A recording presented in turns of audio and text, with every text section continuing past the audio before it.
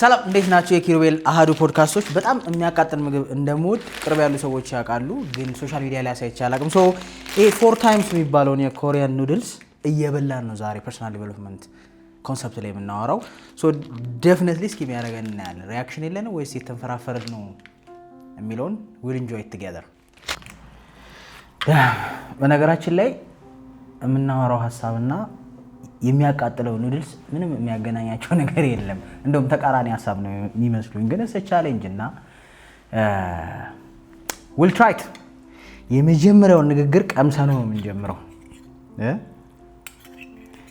ስፓይስ ቻሌንጅ ትላለህ።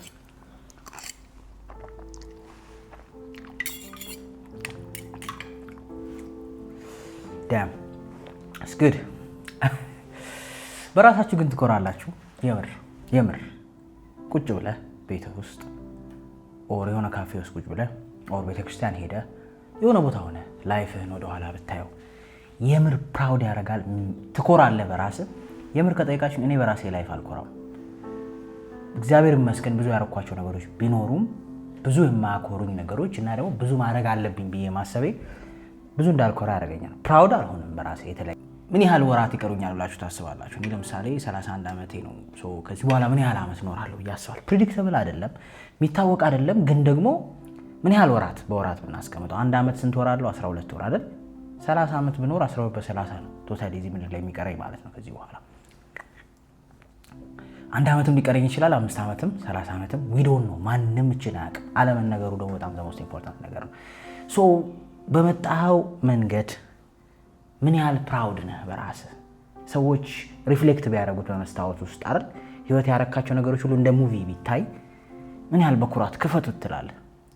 ማናችንም አንልም። አረቶ የዚህ ዓመት ብቻ በቪዲዮ ይታይ ቢባል ምን ያህል ሰው ፈቃደኛ ይሆናል? የዚህ ዓመት የዚህ አንድ ወር ከዛ የዚህ አንድ ሳምንት ከዛ ደግሞ የትላንት ምን ያህል ፕራውድ ነህ ሙሉ ላይፍ ቢታይ እንደው ሰው ማይብህ ለራስህ ብዙ አስበው ይሄንን እኔ አምኛለሁ። I'm not proud። ሶ እንደ ወጣት ያለብን ትልቁ ፕሮብለም ብዬ ማስበው ምን መሰላችሁ? ሟችንን ብለን አናስብ ወይም እንደምንሞት ለጉረሳት እንደም ተቅልያታለሁ።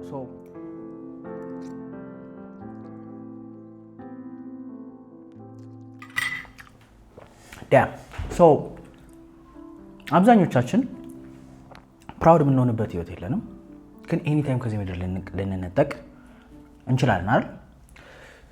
ታዲያ ምንድን ነው አብዛኛው ወጣት የምንሸወደው ነገር ብዬ ሳስብ እኔንም ጨምሮ ፕራውድ እንዳንሆን ያደረገን ወይም ወደኋላ ብንመለስ መኩራት ወይም ምንኮራበት ህይወት የሌለን።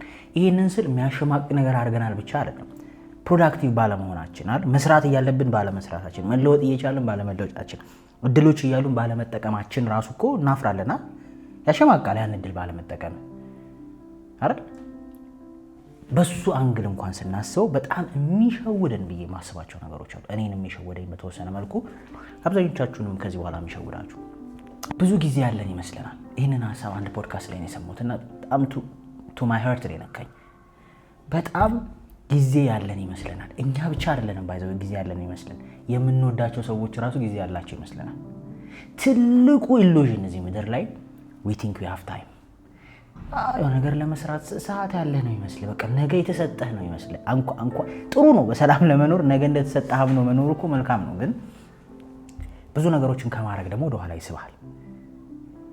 ምክንያቱም ቅድም እንዳልኩት ምን ያህሎቻችን እርግጠኛ ነን ስለ ነገ አናውቅም። 20 ዓመት ሊሆን ይችላል፣ ምን ታውቃለህ? 25 ላይ ቢሆን ያንተ ህይወት መጠናቀቂያ 30 ላይ ሊሆን ይችላል፣ ምን ታውቃለህ? 31 ላይ ቢሆን ያንተ ህይወት መጠቃለያ። አብዛኞቻችን ህይወታችንን የምንኖረው ነገ እናረገዋለን፣ ነገ ይሆናል፣ በቃ ሱስ ውስጥም ያለ ነገ እወጣለሁ በቃ እንዳለው ያውቃል። እቺን ዓመት እንደምንም ታግዬ ከወጣሁ ከዛ ኔክስት ይር ብሎ ነው የሚያስበው አይደለም? ቢዝነስ ውስጥ መግባት ያውቃል ሰው፣ በቃ እቺን ጀምራለሁ የሚቀጥለው ዓመት ነገ የሆነ ነገርም ሪሌሽንሺፕም አረ የምትወዳት እናትህ ጋር ለመደወል አይደል? ሄዶ ለመጠየቅ የሆነች ነገር አንቦ የሆነች ነገር ሼር ለማድረግ ይሄ ባይዘው ኦፕን ሆኜ ነው ነገራችሁ። እኔም ስትረግል ማድረግበት ነገር ነው። ዛሬ ማድረግ የነበረብኝ በጣም ብዙ ነገር ነገ ታይም እንዳለኝ ስለማስበው ነገ ነው ማድረገው አንኮንሺየስሊ። ግን ማንም ሰው እንደው ሻለቃ ኃይለ ገብረስላሴ ሲያወሩት የሰማሁት በጣም ደስ የሚል ነገር አለ። በጣም ዘሞስት በቃ ሊቆጫችሁ የሚገባ ነገር እዚህ ምድር ላይ የባከነ ጊዜ ነው አለ። በቃ የትላንት እንደ እንቧይ ብትፈርጥ አይመጣም። ትላንት ያሳለፍከው መጥፎ ሪሌሽንሺፕ፣ ትላንት ያሳለፍከው ተኝተህ የዋልክበት አይደል፣ ፊልም ሲሪየስ ፊልም ተከታታይ ስታይበት አይደል፣ አነሳሳሪ ወሬ ስታወራበት፣ በሱስ ውስጥ መከራ ስታይበት ያሳለፍከው ህይወት በፍጹም ተመልሶ አይመጣም። ተበላህ በቃ። እና እንደውም እሱ ስራን ለነገ ማሳደር ምን ያህል ጉዳት እንዳለው ሲያወራ ነው። the way we see it እሱ ይመስለኛል በተለይ ወጣት ላይ ያለ ፕሮብለም ነው። ነገ እንደሚደርስና እንደምናረገው ነው የምናምነው። ተስፋው መልካም ነው ግን እርግጠኛ አይደለም ነው ነገ እንደሚመጣ። ከዛ ደግሞ አንዳንዴ እኛ ላይ በጣም ጎበዝ እንሆንና የምንወዳቸው ሰዎች ላይ ነገ እንላለን አይደል? ነገ የሆነ ነገር አድርጌ ለእናቴ፣ ነገ ለአባቴ የሆነ ነገር አድርጌ፣ ነገ ከጎናቸው ሆኜ። በምን አወክ እነዛ ሰዎች ነገ መቀጠላቸውን? እሸቱ ሲያወራት አንድ የሰማሁት በጣም ደስ የምትለኝ ነገር አለች። የአመን 1500 ብር ደሞዝተኛ ሆኖ ለእናቱ 300 ብር ይልክ ነበር። ሐሳቡ ምንድን ነበረ? ነገ ባትኖርስ እኔ ሲሳካልኝ ፍራቻ ነበረው። እግዚአብሔር ይመስገን እሱ ተሳክቶለትም እናቱ አለች ቤት ገዝታ ምናምን ብዙ ነገር ሰምተናል። ግን የእሱ ፖይንት የነበረው ከ1500 300 ብር ሲልክ የለውም ለራሱ እኮ ከጓደኞቹ ጋር የተጣላን የቤት ኪራይ ነው። የሰማሁትን ስቶሪ ነው የምናገራችሁ። ግን የእሱ ፖይንት ምንድን ነበር? ነገ ባትኖርስ፣ የምር ነገ ባትኖርስ እናት፣ ወንድም፣ እህት፣ ፍቅረኛ፣ ትዳር አጋር፣ ልጅ ይዶን ነው ዛሬ ላይ ነው ነገር ማድረግ የምትችለው። ሁሉ ነገር እስኪስተካከልልን አልጋ ለባልጋ እስኪሆንልህ የምትጠብቅ ከሆነ አንተም ከዚህ ምድር ልትሄድ ትችላለህ። የመጀመሪያው we think we have time I think that's the problem። ኑድልሳችንን እንበላለን። ሁለተኛውን እያሰባችሁ ማለት ነው። በነገራችን ግን 4 times ነው የሚለው ግን ምንም ፊል እያደረኩ አለ። ምናልባት ወይ የማወራው ነገር መስጦኝ ይሁን ምን ይሁን አላውቅም።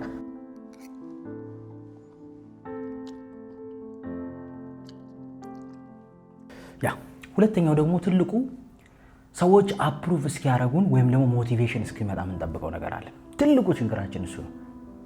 የሚገርምህ ስንት ሰው ይመስልሃል እዚህ ምድር ላይ የነገር አረጋለሁ እያለ ወጥቶ የቀረ? ቅድም እንዳልኩት የሆነ ሞቲቬትድ እስኪሆን እየጠበቀ ያለ ሰዎች በቃ ኤርሚ ትችላለህ አድርገው ምናምን ብሎ የሆነ የቤተሰብ ሰፖርት እስኪያገኝ እየጠበቀ ያለ አይደል? የሆነ ነገር የሚያነሳሳው ነገር መጥቶ መጽሐፉን ለቆ የሆነ ነገሩን አድርጎ ቢዝነሱን ጀምሮ የሆነ ነገር ተዳፍሮ የሆነ ቢዝነስ ቦታ ሄዶ አናግሮ ኢንቨስተሮችን አናግሮ የሆነ ፕሮዳክቱን ላውንች አድርጎ እስኪ ጀምር የሆነ ሞቲቬሽን ወይም ደግሞ የሆነ የኔ ኪሩቤልን አፕሩቫል ወይ የፍቅረኛውን ወር ደግሞ በጣም የሚያደንቀውን ሰው አፕሩቫል እየጠበቀ ያለ። ከዛ ግራ መንገድን ስትወጣ ወይ መኪና ይበላሃል ወይ ቀን ደርሷል ወይ የሆነ ነገር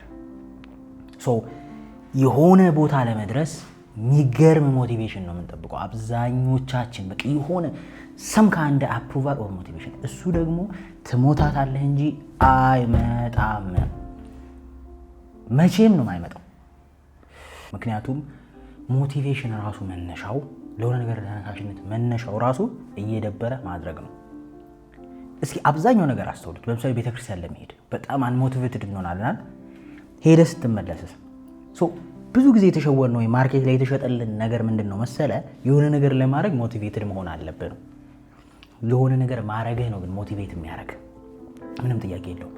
መጀመርህ ነው ለሁለተኛ ቪዲዮ የሚያነሳሳ አይደለም። የሆነ አንድ ኢንቨስተር ሄዶ ጆሮ ላይ ስልክ መዝጋቱን ሁለተኛውማ እንዲሳካልኝ ብሎ ሞራል የሚሆን ጭንቅላት ውስጥ ብቻ የምትኖር ከሆነ የሆነ ጠዋት በሆነ ሚራክል ጠዋት ከእንቅልፍ ስትነሳ ሞቲቬትድ ሆነ የሆነ ነገር የምታረግ ከመሰለ ስፔሻሊ በኢትዮጵያ ኑሮ አይደለም ስፔሻሊ ከቀን ቀን የሆነ ነገር ባላረክ ቁጥር ህይወት ቁልቁል በሚሄድበት ሀገር ላይ አራተኛ። ምክንያቱም ላይፍ ኳሊቲ እኮ እየወረደ ነው የሚሄደው። ደስ የሚለውና ብዙ ሰዎች የሚሸወዱት ምን መሰለህ? ደስ የማይለው ፓርትና ብዙ ሰዎች የሚሸወዱት ነገር የሆነ ነገር ስላላደረከው እዛው ቦታ ቆመ የምትጠብቀው ይመስላል። አይደለም። ወደ ላይ ካልሄድክ ወደ ታች እየሄድክ ነው። ዛስ ላይፍ አራተኛ። ወደ ላይ ካልሄድክ ወደ ታች እየሄድክ ነው። የሆነ ነገር እስክታረግ ሞቲቬሽን የምትጠብቅ ከሆነ ዴፊኒትሊ ሉዝ እያረከው ነው። ስለዚህ ቤት ኪራይ ይመጣል፣ የዚህኛው ወር የሚቀጥለው ይመጣል አይደለ? እድሜህ ይቆጥራል፣ ጓደኞች ስጥለው ይሄዳሉ፣ እሱ ያበሳጫሃል። ሶሻል ሚዲያ ላይ አብረህ ኮንተንት ክሬት ማድረግ የጀመርከው እሱ በሚሊዮኖች ፎሎወር አግኝቷል፣ አንተ እዚህ ነህ። መቆም በራሱ ኮስት አለው፣ ኦፖርቹኒቲ ኮስት ባለማድረግ ሉዝ ያረከው። ሞቲቬሽን ነው የምንጠብቀው አብዛኞች፣ እኔም ጨምሮ ድሮ ምንጠብቀው የሆነ አይነት ካይንደ ፑሽ ከኋላ መጥቶ ሞቲቬትድ ሆኜ እስካረገው ነው። እሱ መቼም አይመጣም። ጋራንቲ አድርጌ ነው የምነግራችሁ። ፕራውድ እንዳትሆኑ የሚያደርጋችሁ ሞቲቬሽን እየጠበቃችሁ ስለሆነ ነው። ወደኋላ ህይወትን ተመልሰ ቤስት ኢንጂነር፣ ቤስት ዶክተር፣ ቤስት ሙዚቀኛ፣ ቤስት ሰዓሊ፣ ቤስት የሆነ ነገር መሆን የምትችለውን የሆነ ተነሳሽነት እስኪመጣ እየጠበቅ ስለነበረ ጊዜ አልፏል። ስትባንን ተነሳሽነታቸውን የማይጠብቁ ሰዎች የሆነ ቦታ ደርሰዋል። ተዚህ ነው ልዩነቱ እሱ ነው። አንዳንድ ቪዲዮዎችን ያለው ሶሻል ሚዲያ ላይ ትልልቅ ሰዎች መጥተው እንደውም ሰሞኑን አንድ ሰውዬ እያየሁ ነበረ ሙቪ በማየት እና ያጠፋውን ጊዜ ሲያወራ እኔ እኮ ያለፈኝ የለም ኩች ታይ ትላለ፣ ምን ትላለ፣ ሲሪየስ ፊልም ትላለ፣ አርሰናል ማንቸስተር ትላለ፣ ዘ ሆል ቲንግ ሳይ ነበረ። አብዛኞቹ ጓደኞች አልፈውኝ ይላል። እኔ ግን ዛሬ ቤት ኪራይም ከፍሎ የለኝም ቤት የለኝም አይነት ነገር ነው ሀሳቡ። ልክ እንደዛው የሆነ ነገር ለማድረግ የሆነ ከአንድ ሞቲቬሽን እንጠብቅ ከሆነ ዴፊኒትሊ ላይፋችን ወደ ኋላ ስንመለስ ፕራውድ እንሆናለን ብዬ አላስብም።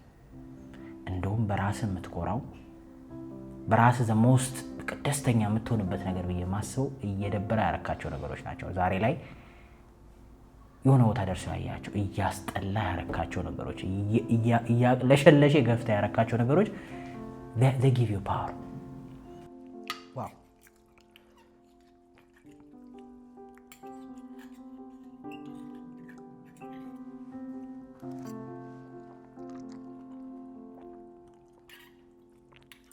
I think ኮሪያኖቹ የሚያቃጥል ነገር አያውቁም ማለት ነው። እኛ አበሻ ለምደናል ማለት ነው የሚያቃጥል ነገር። ሶስተኛ ሚራክል ሀፕን እንዲያደርግ እንፈልጋለን በህይወታችን። እቺ ነው ውስጥ የምጠብቃቸው። በቃ በሆነ መንገድ ፈጣሪ ከተኛህበት ብድግ አድርጎ ህይወትን እንዲለውጥልህ የሆነች ዲያስፖራ ክስት ላይፍን እንድትቀይረው ወይ አንዳንዴ ቁጭ ብለን ሁሉ ምን እንደምንመኝ ታውቃለህ? አባቴ ደብቆኝ ቢሆን አትልም? ውርስ ምናምን ማርያምን አብዛኛው ወጣት ይሄን ያስባል። በተለይ ኢትዮጵያ ውስጥ ያደገው በቀኛ እኮ ሀብታም ነን እስካሁን እኮ ላይፍ እንድትማር ብዬ ነው ደሃ አርጌ አደኩ ብለው ሁሉ የምር አስዩም ታደርጋለህ። የዛን ያክል ነው ሚራክል ሀፕን እንዲያደርግ የምትፈልገው በህይወት። በቃ የሆነ ነገር ነቅሎ እንዲያወጣ ከዛ ነገር የሆነ የሚያሸንፍ ስሜት እንድታገኝ በሚገርም ሁኔታ እንግዲህ ሳይንስ ላይሆን ይችላል፣ ግን እኔ በህይወት ያየሁት ጥረት ነው ራሱ ሚራክል ሀፕን እንዲያደርግ የሚያደርገው ህይወት ላይ። የምሬ ነው።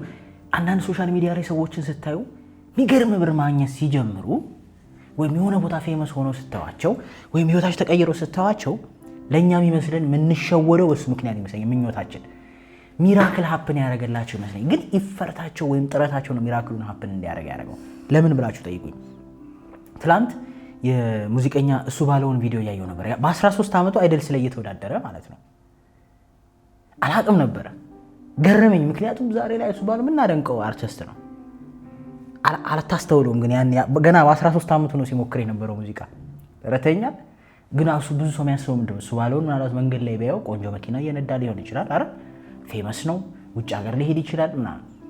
በሱ ህይወቱ በቃ ተሳካል፣ ዘፈን አወጣ፣ ተሳካ። ከፊት ያለው ሲፈርት ለሱ ነው ፈጣሪ የሸለመው። ፈጣሪ ለሚጥሩ እጆች ነው የሚሸልመው። ነው ያየሁት። ሲሸልም ደግሞ በዛ አርጎ ነው፣ እንደ ሰው አይደለም። ይሄ ቁጥ ወይም ደግሞ የምትሳቀቅበት ነገር አለ ሲሰጥ አንተ ራሱ እስኪገርምህ ነው እንዴት ተብቃቃ ይሄ ነገር ላይክ እኔ እኮ ያሰብኩት ብዙ ሰዎች አይተህ ከሆነ ቤትም ሲገዙ መኪናም ሲገዙ ካየ 1 ሚሊዮን ነበረኝ ነው የሚለው። ወይ አይበቃም ከሚያስቡት ነገር የሆነ ከአንድ ሚራክል ሀፕን የሚያደርገው ይፈርት ነው። የሆነ ደረጃ አንተ መሞከር አለብህ። አብዛኞቻችን ግን በህይወታችን ፕራውድ እንዳናደርግ የሚያደርገን ወደ ኋላ ስንመለስ የሚቆጨን የሆነ ሚራክል ሀፕን እንዲያደርግ እንፈልግ። አንዳንዴ ያ ሚራክልን መጠበቅ ኢቪል ያደርገና ክፉ ያደርገንና የቤተሰቦቻችን ሞት የሚጠብቁ ሰዎች አሉ። ውርስ ለማግኘት በቃ ባንዴ የሆነ ነገር እንዲለወጥ የምር የሚጠብቁ ሰዎች አሉ። ይሄ ሪያሊቲ ስለሆነ ነው የምነግረው። ይሄ ሰውዬን ክፉ ሆኖ አይደለም፣ በህይወቱ የሆነ ሚራክል ሀፕን እንዲያደርግ ይጠብቃል። ከመስራት ይልቅ የሆነ ህይወቱን የሚለውጠው ሰደን ቼንጅ ስለሚፈልግ። ምክንያቱም አብዛኛው ሰው ይወለ ዳይሬክትሊ ላትጥር ትችላለህ እዛ ቦታ ላይ አይደለም፣ ግን የጣርክ ሁሉ እግዚአብሔር በሚፈቅደው መንገድ ግን ይከፈላል። አንዳንድ ሰው አስተውለ ከሆነ ፊልም ለመስራት ፍዳውን ይበላና ሞዴል ሆኖ ሀብታም ይሆናል። አንዳንድ ሰው ዘፈን ለመስፈን የሚችለው ሊጥርና ኮሜዲያን ሆኖ ሀብታም ይሆናል መጨረሻ ላይ። በጣም የሚጥር ሰው ከልቡ ለመለወጥ ቦታ ለመድረስ ከልቡ የሚጥር የሚለፋ ሰው በየትኛው መንገድ እንደሚለወጥ አይታወቅም። ረታችሁኛል። በየትኛው ፐርሰናሊ ብትጠይቁኝ ለምሳሌ እኔ ዩኒቨርሲቲ ማስተማር መፈለግ ሰው ነኝ ከልጅነቴ። አሁን ዩኒቨርሲቲ እያስተማርኩ አለ፣ ሶሻል ሚዲያ ላይ ግን እያስተማርኩ ነው። በየትኛው መንገድ ህይወትህ ሊስተካከል ወር እንደምትፈልገው ነገር ላይ ልትደርስ እንደምትችል አታውቀውም። ግን አስሎንጋስ ምን በዛ ፓዝ ፑሽ እስካረክ ድረስ። ስለዚህ አብዛኞቻችን ወደ ኋላ ስንመለስ የሚቆጩን ነገሮች ብዬ ማስበው ሚራክል ሀፕን እንዲያደርግ ማሰባችን ነው። ቱማች ሙቪ ከማየት አይደል፣ ቱማች ኢማጂኔሽን ውስጥ ከመኖር አይደለም፣ ቱማች ወሬ ብቻ የሆኑ ሰዎች ጋር ከመዋል የሚመጣ ፕሮብሌም ነው ይሄ። በነገራችን ላይ በጣም በቃ ኢማጂኔቲቭ ትሆናለህ። እንትኑን ከስቼው እንትኑን አርቄ በቃ ለሚሰራ ሰው ባይዘው ያማል፣ አሰልቺ ነው እንደዚህ አይነት ሀሳብ አይደል። እስኪ ጋር ፎቁን ሰርቼ እዛ ጋር ይልሃል። ከዛ ወዲያው ደግሞ አንድ ሪያሊስቲክ የሆነ ምድር ላይ የሚኖር ሰው ምንድነው የሚያስበው? ምን እየሰራ ነው እና ፎቁን ትሰራዋለህ፣ ግን ምን እየሰራ ነው? ምንም ቁጭ ብሏል። እግሩን እንደዚህ አቆላልፎ ወይ ቃመ ነው ነገር እያደረገ ነው። ሶስ ኖ ጎይንግ ቱ ሃፕን ሚራክል። እኔ ሃፕን ሲያደርግ አላየሁም። እንደው አንድ ሁለት ሰዎች ካሉን እነሱም አይጠቀሙበትም በሚገርም ሁኔታ።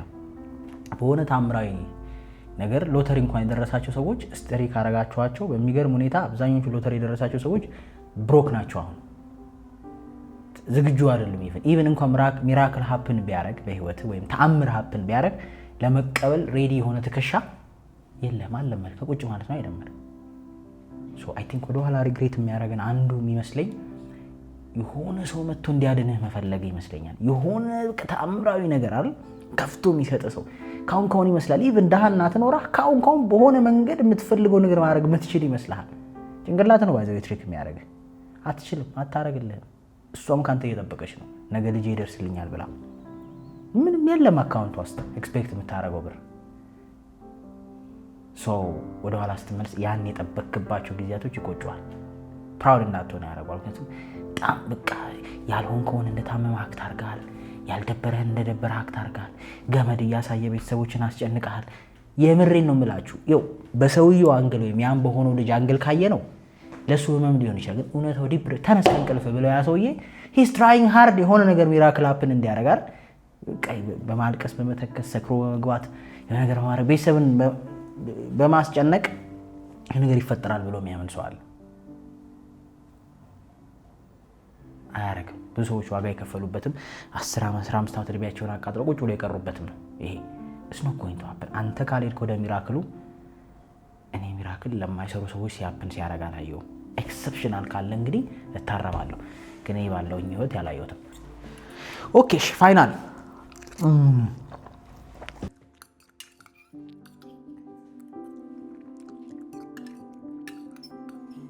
አራተኛ ደግሞ በህይወታችን ወደ ኋላ ሪፍሌክስ እናደርግ እንዲደብረን እንዲቆጨን የሚያደርግ ነገር ብዬ ማስበው ራሳችንን ሴንተር አድርገን ማሰብና ሁሉም ሰው ስለኛ ኬር ያደርጋል ብሎ ማሰብ ነው።